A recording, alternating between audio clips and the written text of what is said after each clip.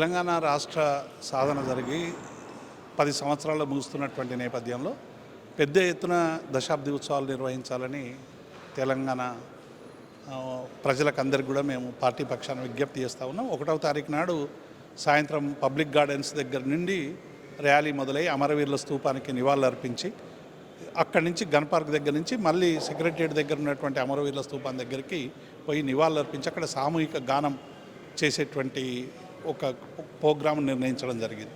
అట్లాగే రెండవది కూడా తెల్లవారి తెలంగాణ భవన్లో మరి ఉదయం కేటీఆర్ గారు ఆవిష్కరణ చేస్తారు. తర్వాత కేసీఆర్ అధినేత మా అందరినీ ఉద్దేశించి ప్రసంగిస్తారు. ఈ దశాబ్ది ఉత్సవాల ముఖ్య కారణం ఏంటంటే తెలంగాణ రాష్ట్ర సాధన కోసం అనేక ఉద్యమాలు జరిగినాయి. అనేక మంది వీరోచితమైనటువంటి త్యాగాలు చేసి ఆ త్యాగాలన్నింటినీ కూడా నెమరు వేసుకుంటూ దశాబ్ద కాలంలో తెలంగాణ ప్రజలకు జరిగినటువంటి అభివృద్ధిని మరొకసారి యాదిలోకి తీసుకురావడానికి ఈ పెద్ద ఎత్తున ప్రయత్నం జరుగుతూ ఉంది.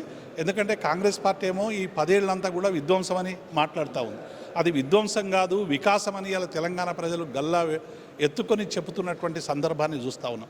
ఆ వికాసం ఏంది అనేటువంటి విషయాన్ని ప్రజలకు చెప్పడానికి పదే అనేక అంశాలని బీఆర్ఎస్ పక్షాన మేము ప్రస్తావిస్తూ ఉన్నాం.